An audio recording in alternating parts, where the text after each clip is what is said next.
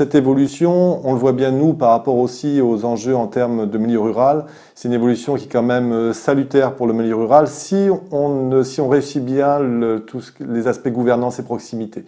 C'est compliqué, c'est un exercice qui peut être compliqué sur un territoire rural, puisqu'effectivement on a des enjeux derrière de proximité, etc. Clairement pour l'évolution de la mutualisation des moyens, pour nous c'est une voie qui est pour moi importante, quoi, et de préservation de l'activité.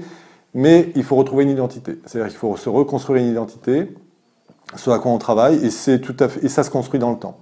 Mais pour nos territoires ruraux, ça me paraît indispensable. Et on voyait de toute façon, nous, l'évolution des communes, des petites communes qu'on a, parce qu'on a beaucoup de communes autour de 200 habitants, voire moins, 80, 70. C'est vrai que on voyait cette évolution des communes par rapport aux enjeux, etc. On voyait bien qu'il y avait un décrochage. Et c'était effectivement la suite pour nous logique de la communauté de communes. Et puis au niveau de la collectivité, c'est aussi en termes de projets, de mutualisation de moyens.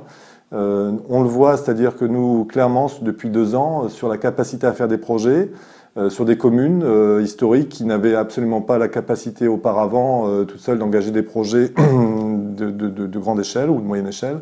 Et là, nous, on a des capacités financières à répondre à ces attentes-là. Donc, et le débat est intéressant puisque en fait, les équipes d'élus en fait, décident pour l'ensemble du territoire. Et donc, on décide en termes de priorité. Et c'est pas chacun voilà, qui, dans son coin, fait son projet. Donc, on essaie d'avoir une cohérence de territoire. Et ça, c'est quelque chose de vraiment intéressant qu'on n'avait pas avant. Hein. C'était donc sur des thématiques précises en termes d'investissement. C'est vrai que le débat est beaucoup plus intéressant en termes d'investissement. Évidemment, il y a les financements qui sont adossés à ces démarches-là, puisque bon, les collectivités sont dans une situation de moyens tout à fait contraints, et il est vrai que le dispositif est assez attractif, évidemment, pourvu qu'on ait un projet de territoire. Et certaines ont vraiment de réels projets. En termes de projets, nous, on a quand même, on avait un enjeu très fort. C'était qu'on était déjà en communauté de communes sur une montée en charge en fait des investissements au niveau du scolaire. Et clairement, donc on a depuis 2012, on restructure le territoire. On avait 9 écoles et on souhaite n'avoir plus que 3 pôles, donc 9 construits. Donc c'est d'ailleurs un des plans qui est derrière, c'est le dernier projet qui est donc l'école, le groupe scolaire de Viessois, mais qui pèse 5 millions d'euros. Et clairement, si on n'était pas passé en commune nouvelle, on n'aurait pas eu la capacité de le faire. Donc nous, ça a été le projet porteur en fait de la commune nouvelle. C'était l'enjeu, il était là. C'est-à-dire que pouvoir en fait se lancer dans un pôle d'un investissement pareil, ce n'était possible que si on passait en commune nouvelle et que si on mutualisait un peu plus les moyens. Puisque, comme je pense, comme sur beaucoup de territoires, dans la mesure où on avait une communauté de communes qui était très agrégée au niveau des compétences, on avait la situation, donc nous on était porteurs de beaucoup d'investissements et on avait des communes en fait une communauté de communes qui financièrement était dans une situation tendue, alors que les communes qui ne géraient quasiment plus de compétences avaient des situations financières très souples avec effectivement des capacités financières. Donc le fait d'agréger nous a donné une nouvelle collectivité avec une situation à forte capacité d'investissement, ce qu'on n'avait pas avant en fait. Donc on a retrouvé ce second souffle avec la commune nouvelle. Je pense que l'agrégation des budgets permet de mener des projets, permet de faire des choses beaucoup plus intéressantes que quand vous avez un budget de 50 000 € dans une toute petite commune où malheureusement on ne peut rien faire.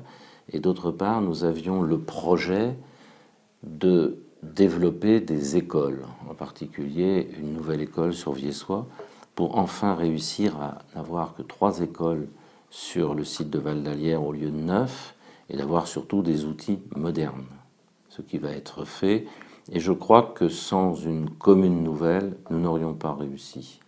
D'abord, du point de vue, dans l'esprit, nous n'aurions pas réussi à avoir la cohésion de tous les élus, peut-être. Et puis d'autre part, pour les finances, vu les projections, c'était très délicat à mener. Là, aujourd'hui, je suis satisfait puisque nous avons le projet qui est bien entamé, puisque je crois même que derrière moi, vous devez avoir un plan de la future école de Viessois qui représente quand même un budget de 5 millions d'euros. Vous imaginez que pour une petite interco, c'était difficile vu le budget. Et là, ça va être difficile, mais ça va être réalisable pour une commune nouvelle grâce au maintien des dotations que nous a promis l'État. Nous, on a souhaité en fait aller assez loin directement dans la constitution de la commune nouvelle, dans la mesure où les communes ne maîtrisent plus que en fait un petit aspect fonctionnement. Elles ont une enveloppe qui correspond au chapitre 11, nous, dans notre budget, et tout l'aspect investissement donc est décidé directement au siège par les élus, par l'équipe en fait des adjoints de Val d'Alière. Il faut savoir qu'aucun devis, c'est-à-dire au-delà de 500 €, même dans le cadre de cette enveloppe, les élus locaux n'ont aucune maîtrise. C'est-à-dire que tout ce qui est au-dessus de 500 € pour nous passe par ici. Donc leur enveloppe est assez restreinte en chapitre 11, et cette année, on va encore restreindre, puisqu'on s'aperçoit que sur le fonctionnement, finalement, leur latitude, c'est la gestion de la proximité. Ça se résume à des petits travaux d'entretien de bâtiments de proximité. Après, c'est l'état civil, ce genre de questions. Mais donc, leur latitude de décision a fortement régressé. Et ça, il a fallu leur expliquer. Mais au bout de maintenant, nous, ça fait donc, on est passé le passage est au 1er janvier 2016. Donc après, là, 2 ans, 2016-2017.